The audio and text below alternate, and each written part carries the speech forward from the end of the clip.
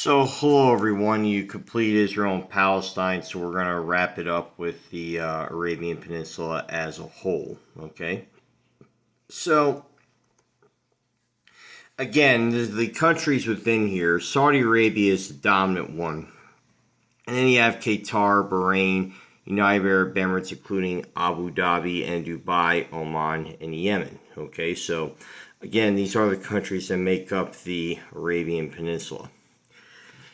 Now, refer to Sharia law. It refers to, Islamic law from the Quran that is within society. Now, not all countries that are predominantly Muslim have this as their law. Like, for instance, Turkey, if you notice, does not have it at all. Okay, near to countries in Central Asia. I mean, granted, countries in Central Asia are dictatorial. However, it has nothing to do with Sharia law. It's just the leaders wanting power. Okay, so it's more of kind of like Venezuela or the former Soviet Union in those cases, okay? But again, if you notice, Turkey does not have it at all, okay? Turkey, again, is a very open society and near to the countries in Europe. You see that there with Albania, okay?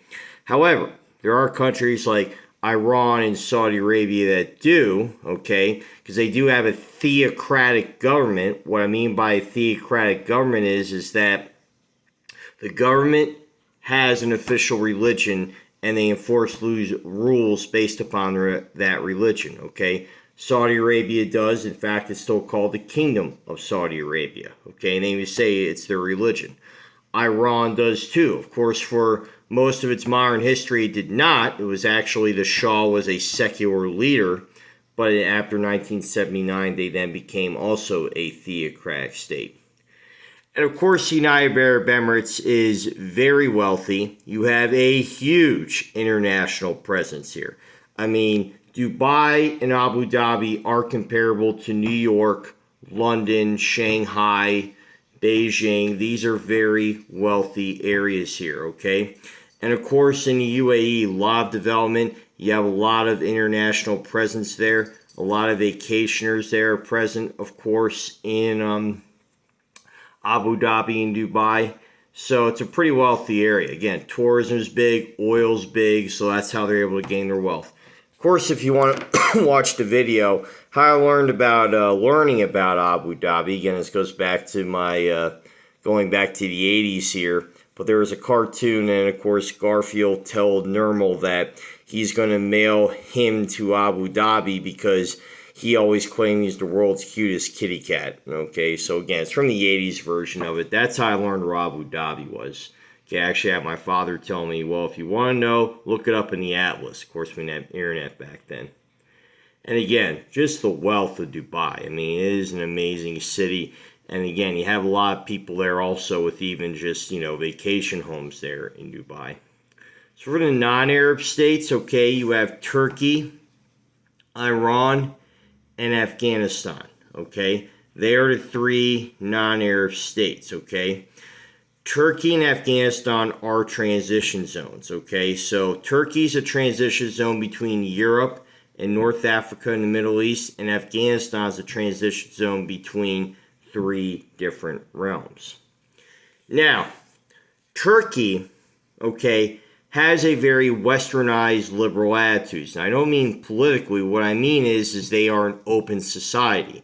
Okay, granted, that's changed in recent years with the ruler of Turkey. However, they do not have a theocratic government. Okay, he just wants power for himself. He's kind of like in Central Asia, where they're saying, hey, we're in charge now. So there's no religion mandate there. And again, you'd still have people there that, dress the same as, say, we do here in the United States, Canada, Mexico, Japan, China, okay? Because, yes, China in terms of, dressing that, I mean, granted, it's an authoritarian government there, but however, they do allow people to express themselves somewhat, okay? But again, that can be questioned.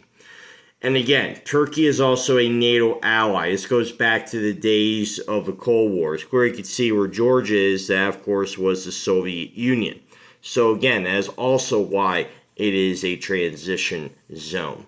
Not just because it's an open society, but also, too, it is a NATO ally. Okay, the only Middle Eastern country that is. and they haven't attempted to join the European Union. However, that has been shot down on multiple occasions. Now, Iran, you could say it as a melting pot. See all the different ethnic groups there? Persian is the dominant one. Then the Azeris are in the northern portion there of Iran, okay? For centuries, they were controlled by Shahs until 1979, okay? So, during that time, that they were considered the king of Iran. What's interesting is that, after World War One and then World War II, you still had the Shahs there. Actually, people had free elections for prime ministers. And the last Shah, the Pahlavi dynasty, was actually allowed a very open society. If you want to Google pictures of Iran before the 1979 revolution, you will see that, it's an open society. People are dressing in jeans. They have, Kentucky Fried Chicken there, etc. It's actually comparable to Turkey. However, when he fell, when he was exiled, that's when Iran actually then changed. You had Khomeini. Of course, he was, cursed upon a lot here in the United States and other countries here in the 70s and the 80s. What happened is that Iran had a revolution where they wanted to have a theocratic state because there were a good number of people that said, hey, we don't like the Shah. Okay, I'm not saying the Shah was an angel, by any stretch, he did have some authoritative aspects to him. However, Iran was more of an open society. So Khomeini forced the theocratic state and even went after people that did not, succumb to what he believed. So he actually put people in prison. And of course, during the Iranian Revolution, it led to the United States Embassy being overrun and hostages were taken. They were held for over a year.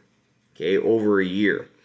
And if you've seen the movie Argo with Ben Affleck, who plays Tony Mendez, who helped get 6 people out because they escaped the embassy, that's what it's based upon, Well, interesting fact, Tony Mendez actually was born in Nevada, even though he was educated here in Colorado, Pretty interesting guy. Again, unfortunately, he died just 2 years ago. But if you look at his interviews, pretty interesting guy.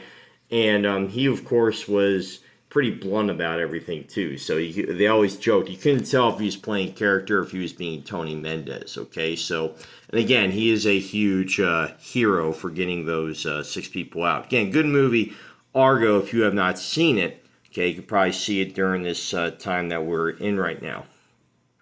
The hostages were released. However, there is still a prime minister of Iran, but instead of a Shah, you have an Ayatollah. It'd be comparable to, say, a cardinal from the Catholic Church having heavy influence on the president, like telling him this is what you need to do, So that's what it would be comparable to. And then finally, Afghanistan is a transition zone too, because you have ethnic groups from all 3 realms. You have ethnic groups from Central Asia, you have ethnic groups from North Africa and the Middle East, South Asia, and you're going to see in the map here, look at all those ethnic groups here. No ethnic group makes up the majority of the population of Afghanistan. It was originally a buffer zone between the Russian Empire, which was here, and then the British Empire. You see India's right here in Pakistan, and there's Iran.